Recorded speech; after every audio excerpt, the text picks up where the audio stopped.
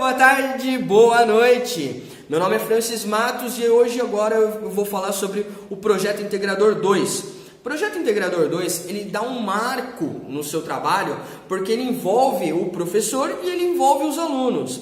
Então, o professor ele tem que estar numa sintonia que ele consiga trabalhar com os alunos o que o aluno pretende fazer como projeto final. Porém, o Projeto Integrador 2, ele dá um start nos projetos dos alunos. Então, assim, os alunos eles vão iniciar o seu trabalho final nesse modelo, na metade do seu curso. Então, é extremamente importante o aluno trabalhar esse cenário do Projeto Integrador 2 com o auxílio do professor, ok? Bom, irei falar um pouco sobre o Projeto Integrador 2.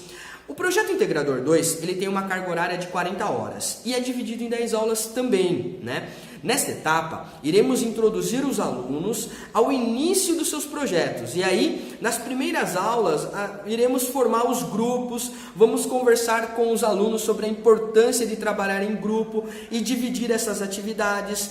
A importância de ter um cronograma para você seguir, porque se o grupo vai fazer um trabalho, vai determinar um projeto, tem que ter um cronograma, tem que seguir essas etapas, né? Se a pessoa vai fazer esse projeto sozinho, ela pode fazer também, mas ela tem que estar ciente que ela fazendo esse trabalho sozinho, ela vai demandar toda a tarefa para ela. Então ela vai ficar responsável por fazer o projeto, redigir todo o trabalho e fazer uma maquete e apresentar sozinha. Então é um trabalho que vai demandar muito esforço e competência desse aluno. Se ele não fizer em grupo, ele vai ter que ter uma força-tarefa aí, porque o trabalho não é um trabalho fácil e simples de estar fazendo, né? Vamos iniciar então o Projeto Integrador 2. Como que é trabalhada essa etapa? Primeiro momento, quem pode lecionar essa matéria?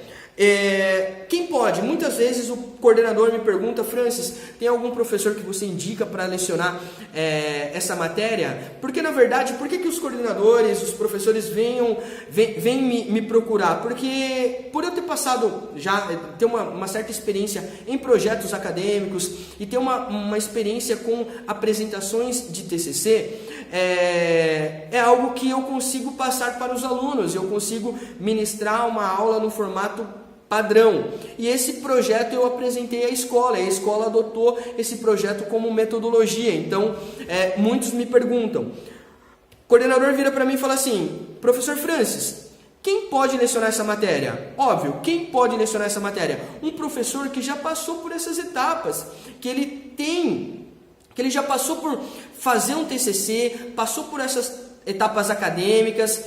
Construir um TCC não é simples, ele demanda muito esforço do professor, do grupo. Então o professor ele tem que estar ciente o que é uma monografia, o que é um artigo científico, o que é uma tese de mestrado, o que é uma dissertação. Então assim, ele tem que estar incluso nesse cenário, ele tem que saber as normas da BNT, ele tem que saber trabalhar com o Word.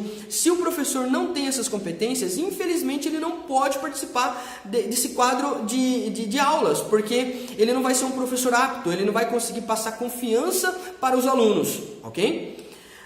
Dicas para o professor, né? Eu tenho algumas dicas que nessa etapa o professor dá início ao projeto dos alunos, né? É recomendado que o professor ministre esse projeto 2 em grupos. E é recomendado que o professor que lecione para a sala o Projeto Integrador 2, ele lecione o Projeto Integrador 3 também, porque nesse momento ele está dando início ao projeto. E o projeto ele é dividido em etapas, e a primeira etapa é concluída agora no Projeto Integrador 2, para depois no segundo cenário, no Projeto Integrador 3, o professor dar continuidade com essas atividades com os alunos. O que eu sugiro e qual é a dica que eu dou para os professores? O professor ele não deve forçar um tema para o grupo, porque o professor ele não deve ditar um tema para aquele grupo, porque o grupo ele pode considerar que aquele tema não é um tema legal, ele não vai ter interesse, e aí quem vai ser prejudicado? O grupo. Na apresentação final, o professor ele ditou que aquele grupo tinha que falar sobre um determinado assunto e o grupo não queria. Então, assim, o professor ele não tem que ditar, ele não tem que forçar o aluno a um tema que o grupo não queira, né? E ele tem que instruir e apoiar suas decisões, né? O intuito de fazer com que os grupos pensem e tomem decisões cabíveis sobre o seu projeto, o que é possível e o que não é possível. Então, assim, o professor ele não pode forçar o aluno a um tema. Ele tem que trabalhar alguns cenários com os alunos e os alunos vão pensar em qual tema vai ser desenvolvido, em qual tema vai ser trabalhado, porque vai ser muito prazeroso para esses alunos uma forma de trabalho. Vai ser muito mais prazeroso para os alunos fazer um trabalho que ele se sinta mais confiante, né? Abordando um pouco esse cenário do projeto Integrador 2, o conteúdo da disciplina é envolvido em, na primeira aula, o professor explicar a definição do tema, a instrução, né, sobre o projeto e a formação de grupo. Então, na primeira aula, o professor já deve montar os seus grupos, definir quem vai trabalhar e começar a trabalhar o que? O expertise desses alunos, né? No segundo cenário, o professor deve trabalhar a bibliografia. Ele deve apoiar os grupos e os alunos a construção de uma bibliografia. Então, ele vai trabalhar num cenário onde que os grupos ficarão responsáveis por procurar uma bibliografia que vai apoiá-los em um trabalho. Por exemplo, o grupo vai falar sobre energia eólica. O aluno, o grupo, ele vai ter que pesquisar em alguns livros, em alguns sites, algum material que fale sobre energia eólica. E esse material que ele está pesquisando vai ser a bibliografia que ele vai utilizar no seu trabalho. Então, o professor deve trabalhar e apoiar esses grupos em uma pesquisa bibliográfica. No segundo cenário, o professor vai trabalhar a construção, né, do objetivo geral e dos objetivos específicos.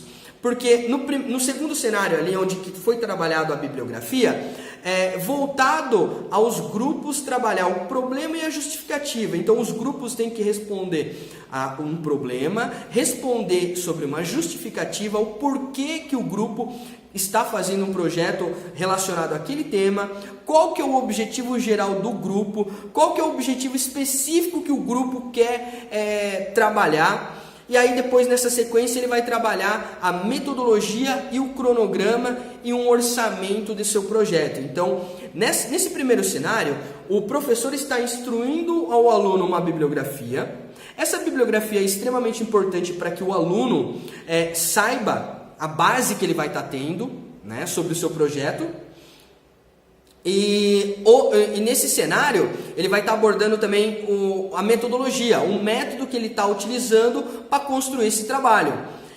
E aí, qual que vai ser a primeira avaliação? A primeira avaliação é feita em sala de aula e ela deve ser dividida com os grupos. A primeira avaliação é envolvendo os grupos. Se o aluno estiver fazendo sozinho, ele vai estar fazendo essa avaliação individual. Porém, o que os grupos vai ficar como primeira avaliação? Os grupos, ele vai ter que responder um seu problema, uma justificativa, um objetivo geral, um objetivo específico e uma metodologia que ele está utilizando para o seu trabalho. Então, justamente a construção de todas as aulas, ele vai ter que apresentar isso em uma avaliação.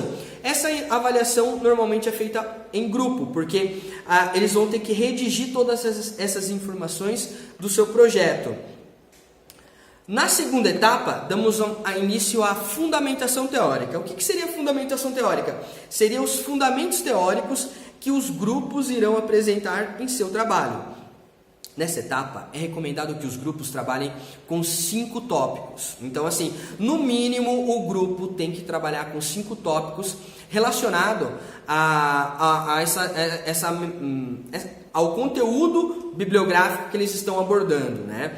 Ele vai ter que desenvolver essa teoria, ele vai ter que... É aconselhado que nessa etapa os grupos trabalhem com resumos de uma teoria dividida em tópicos. Então, nessa parte, sim, os grupos podem resumir com suas palavras um conteúdo teórico para abordarem seu trabalho. Então, é recomendado que seja feito dessa forma para evitar plágio.